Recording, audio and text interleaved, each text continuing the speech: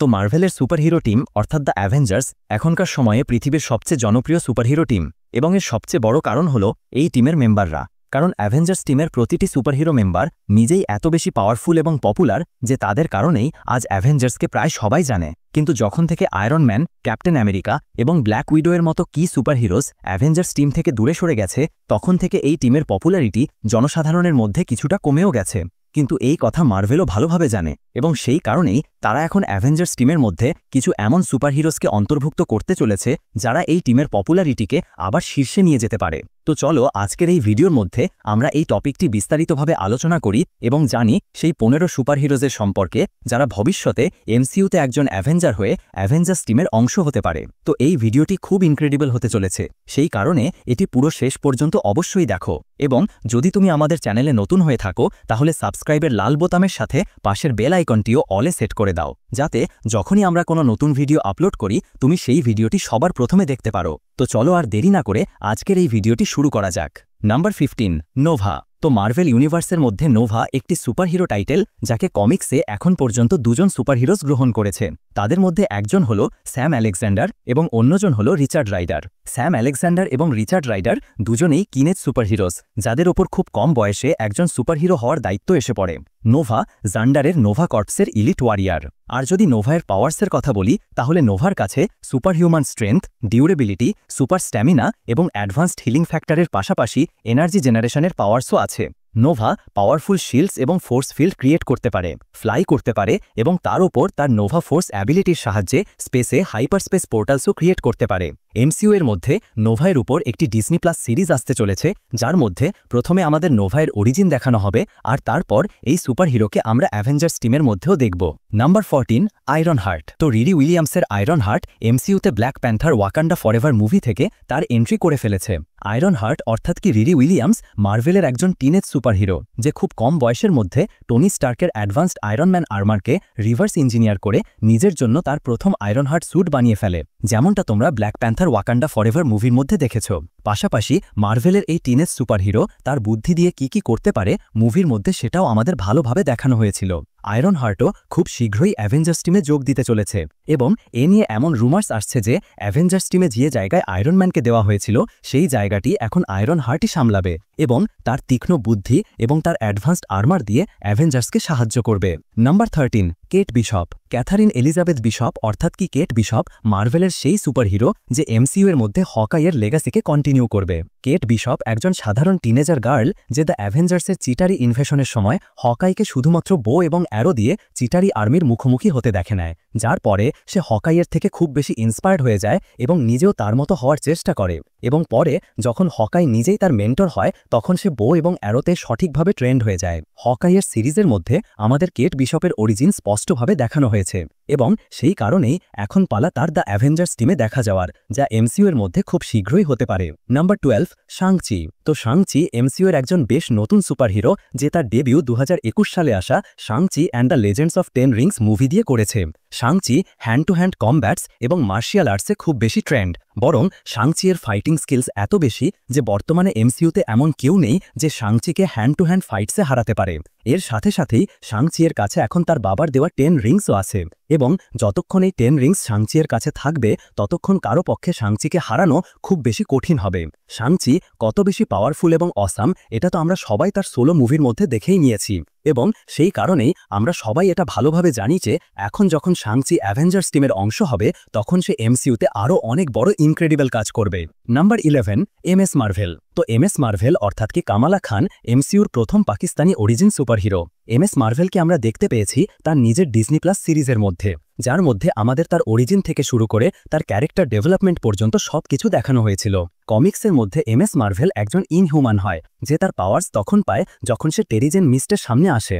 কিন্তু যদি এমসিইউর কথা বলা হয় তাহলে এমসিইউ এর মধ্যে এমএস মার্ভেলকে না তো একজন ইনহিউম্যান দেখানো হয়েছে আর না তো সে তার পাওয়ার্স কোনো টেরিজেন মিস্টের সামনে আসার ফলে পেয়েছে, বরং এমসিইউতে তো এমন দেখানো হয়েছে যে এমএস মার্ভেল একজন মিউট্যান্ট এবং তার শরীরের ভেতরে জেনেটিক মিউটেশন হওয়ার কারণে তার পাওয়ার্স অ্যাক্টিভ হয়ে গেছে। কমিক্সের মধ্যে এমএস মার্ভেল অ্যাভেঞ্জার্স টিমের একজন ইম্পর্টেন্ট মেম্বার এবং কমিক্সে সিভিল ওয়ার 2 এর মতো স্টোরি লাইন্সের মধ্যে এমএস মার্ভেলের বেশ বড় রোলও আছে এবং সেই কারণেই এবার দেখা যাক যে এমসিইউ এর মধ্যে তার রোল কতটা ইম্পর্টেন্ট হয়। Number 10, black night. তো যদিও এমসিইউ এর দি ইটারনালস মুভির মধ্যে ব্ল্যাক নাইটকে একজন ডেন উইটম্যান হিসেবে ইন্ট্রোডিউস করা হয়ে গেছে, কিন্তু যেহেতু এখন পর্যন্ত এমসিইউতে সে এবানি ব্লেডকে ধরেনি, সেই কারণে এমসিইউতে আমাদের এখনও তার ব্ল্যাক নাইট ফর্ম দেখায়নি। তবে এমন হতে পারে যে আসতে চলা ব্লেড মুভির মধ্যে ডেন উইটম্যান তার এবানি ব্লেডকে ধরবে এবং ব্ল্যাক নাইট হয়ে তার প্রপার সুপারহিরো ফর্মে আসবে। ব্ল্যাক নাইট মূলত একটি লেগাসি, এবং এই লেগাসিকে মার্বেল কমিক্সে অনেক ক্যারেক্টার্স গ্রহণ করেছে। মার্বেল কমিক্সে প্রথম ব্ল্যাক নাইট হয় স্যার পার্সি অফ স্কেন্ডিয়া, যার পরের ব্ল্যাক নাইট হয় ন্যাথন গারেট, আর তারপর গিয়ে তৃতীয় ব্ল্যাক নাইট হয় ডেন উইটম্যান। ব্ল্যাক নাইটের এবনে ব্লেড একটি কাস্ট সোর্ড, অর্থাৎ এর উপর এমন একটি অভিশাপ আছে যার কারণে যে কেউ এবনি ব্লেডকে ধরে ব্ল্যাক নাইট হবে, তার বুদ্ধি ধীরে ধীরে করাপ্ট হতে থাকবে এবং সে ভালো থেকে খারাপের পথে চলে আসবে। এবং সেই কারণেই এবার দেখা যাক যে তার এই ভালো এবং খারাপ স্বভাবের কারণে ব্ল্যাক নাইটকে অ্যাভেঞ্জার্সে কখন অন্তর্ভুক্ত করা হয়। Number 9, Hercules. তো হারকিউলিস অলিম্পিয়ান গডসের কিং জুসের ছেলে এবং সে নিজেও সবচেয়ে স্ট্রং অলিম্পিয়ান গড, অর্থাৎ ফিজিক্যাল স্ট্রেংথের ক্ষেত্রে কোনো অলিম্পিয়ান গড তার সাথে প্রতিযোগিতা করতে পারে না, তার বাবা ছাড়া। হারকিউলিসকে এমসিইউ এর মধ্যে এই সম্প্রতি ইন্ট্রোডিউস করা হয়েছে এবং তার প্রথম ঝলক আমরা পেয়েছি থর লাভ অ্যান্ড থান্ডার মুভির পোস্ট ক্রেডিট সিনের মধ্যে। কমিক্সের মধ্যে যখন হারকিউলিসকে প্রথমবার ইন্ট্রোডিউস করা হয় তখন তাকে থরের ভিলেন হিসাবে দেখা যায় এবং সে থরের সাথে বেশ কয়েকবার ফাইটও করে, এবং সেই কারণে এমসিইউ এর মধ্যেও এখনকার সিনারিও দেখে এটাই মনে হচ্ছে যে হারকিউলিসের পরের অ্যাপিয়ারেন্সের সাথে তার ফাইট থরের সাথে হতে পারে। কিন্তু তারপর যেমন কমিক্সে পরে গিয়ে হারকিউলিস অ্যাভেঞ্জার্সের একজন ইম্পর্টেন্ট মেম্বার হয়, ঠিক তেমনই এমসিইউতেও হারকিউলিস পরে গিয়ে অ্যাভেঞ্জার্সের অংশ হবে এবং প্রতিটি বড় বিপদ থেকে লড়াই করতে অ্যাভেঞ্জার্সকে সাহায্য করবে। Number 8, she Hulk. তো শি হাল্ক মার্ভেল কমিক্সে তো খুব পপুলার, কিন্তু যদি এমসিইউর কথা বলা হয় তাহলে এমসিইউ এর মধ্যে জেনিফার ওয়াল্টার্সের শি হাল্ক তার নিজের ডিজনি প্লাস সিরিজ থেকে তার এন্ট্রি করে ফেলেছে। সিরিজের মধ্যে আমাদের স্পষ্টভাবে দেখানো হয়েছে যে জেনিফার ওয়াল্টার্সের কাছে হাল্কের মতোই পাওয়ার আছে, কিন্তু তা সত্ত্বেও সে তার বুদ্ধিমত্তা দিয়ে ব্রুস ব্যানারের হাল্কের চেয়ে বেশি দ্রুত চিন্তা করার এবং কাজ করার ক্ষমতা রাখে। Number 7, Yelena Belova. Yelena Belova এমসিইউর পরবর্তী ব্ল্যাক উইডো, যে ঠিক নিজের বোন নাতাশার মতো অ্যাভেঞ্জার্সের পাশে থাকবে। ইয়েলেনাকে এমসিইউতে সবচেয়ে প্রথম দেখা গিয়েছিল ব্ল্যাক উইডো মুভির ভেতরে, যেখানে আমরা জানতে পেরেছিলাম যে ইয়েলেনা বেলোভা আর কেউ নয় বরং নাতাশা রোমানফের সৎ বোন। ইয়েলেনাকেও ব্ল্যাক উইডো প্রোগ্রামের অধীনেই ট্রেনিং দেওয়া হয়েছে, এই জন্য ইয়েলেনাও সব লড়াইয়ের কৌশল জানে যেটা তার বোন নাতাশা জানত, এবং এই কারণে এখন নাতাশা না থাকায় ইয়েলেনা সহজে তার জায়গা নিতে পারে। Number 6, Adam Warlock.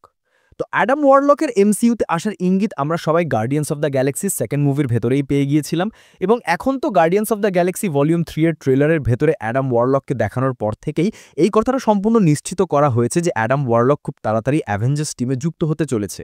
Adam Warlock মার্ভেলের একটি খুব পাওয়ারফুল সুপারহিরো, এবং এটি মার্ভেল কমিক্সে প্রথমবার দেখা গিয়েছিল 1967-তে আসা ফ্যান্টাস্টিক 4 সিরিজের ইস্যু 66-র ভেতরে।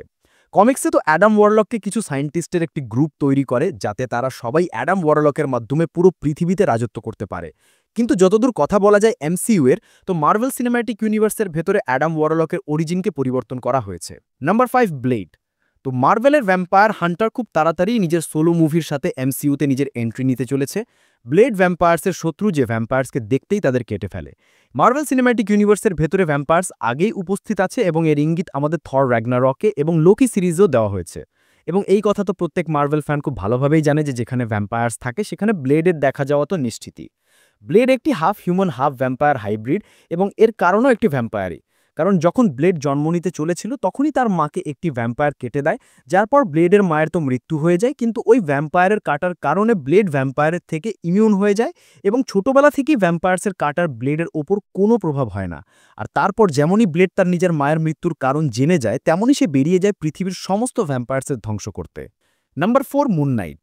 তো মুন নাইট মানে মার্ক স্পেক্টর বা স্টিফেন গ্র্যান্ট বা জেক লুকলি, আপনি যাই তাকে বলুন, সে মার্ভেলের সবচেয়ে ইন্টারেস্টিং ক্যারেক্টার্সের মধ্য থেকে একজন, কারণ এটি মার্ভেলের একটি এমন সুপার হিরো যার ভেতরে একটি নয় বরং 4-5টি পার্সোনালিটি আছে, আর ওই পার্সোনালিটিগুলো সময় এবং পরিস্থিতির হিসাবে বাইরে আসে। মুন নাইট মুন গড খনসুর অবতার, এই জন্য তার ভেতরে একটি গডের মতো পাওয়ার্স আছে, এবং মুন নাইট নিজের এই পাওয়ার্সের সাথে কি কি করতে পারে এটা আমরা সবাই মুন নাইটের সিরিজের ভেতরে স্পষ্ট দেখেছি, এবং এই জন্য এখন মুন নাইটের অরিজিন এবং তার পাওয়ার্সকে স্পষ্ট দেখানোর পর মার্ভেল তাকে অ্যাভেঞ্জার্স টিমেও দেখাতে চলেছে। Number 3, fantastic 4। তো ফ্যান্টাস্টিক 4 মার্ভেলের জন্য কতটা জরুরি এটা প্রত্যেক মার্ভেলের কমিক বুক ফ্যান খুব ভালোভাবে জানে।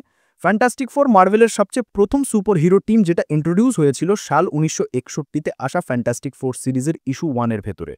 ফ্যান্টাস্টিক ফোর 4 সুপার হিরোজের একটি এমন টিম যার টিম মেম্বার্সকে তাদের পাওয়ার্স একটি কসমিক রেডিয়েশনের সাথে এক্সপোজ হওয়ার পর পেয়েছিল। যদি বলা যায় এই টিমের মেম্বার্সের কথা, তো তারা হলো রিড রিচার্ডস মানে Mister Fantastic, Invisible Woman, Human Torch এবং দ্য থিঙ্ক। যদিও এমসিইউ এর ভেতরে ফ্যান্টাস্টিক ফোর টিমের সবচেয়ে প্রধান ক্যারেক্টার যে Mister Fantastic. Number 2, Ghost rider.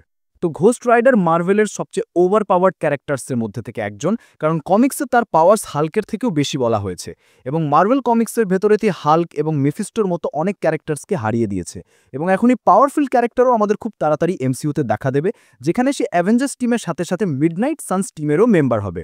Ghost rider একটি এমন ক্যারেক্টার যেটা একটি পাওয়ারফুল ডিমন জারাথস এবং একটি হিউম্যান যার নাম জনি ব্লেজ তাদের যোগ হওয়ার থেকে তৈরি হয়।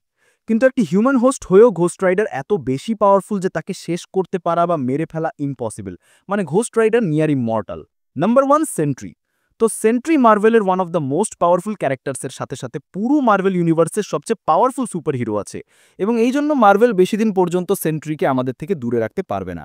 সেন্ট্রিকে মার্ভেলের সুপারম্যান বলা হয়, কারণ যেভাবে ডিসির ভেতরে সুপারম্যান আছে ঠিক সেইভাবে মার্ভেলের ভেতরে সেন্ট্রি আছে। এর সাথেই এই দুজনের পাওয়ারসও প্রায় একই এবং এই দুজনের স্যুটেও একটু বড় এসও লেখা আছে। তো বন্ধুরা, এটাই ছিল আমাদের 15টি আপকামিং অ্যাভেঞ্জার্স টিমের মেম্বার্সদের লিস্ট। ভিডিওটি তোমাদের কেমন লাগলো অবশ্যই কমেন্ট করে জানাতে ভুলবে না। ভিডিওটি ভালো লাগলে লাইক করো, শেয়ার করো, আর চ্যানেলটি এখনও সাবস্ক্রাইব না করে থাকলে এখনই সাবস্ক্রাইব করো। তো দেখা হবে নেক্সট ভিডিওতে। বাই বাই, ভালো থেকো, সুস্থ থেকো, আল্লাহ হাফেজ।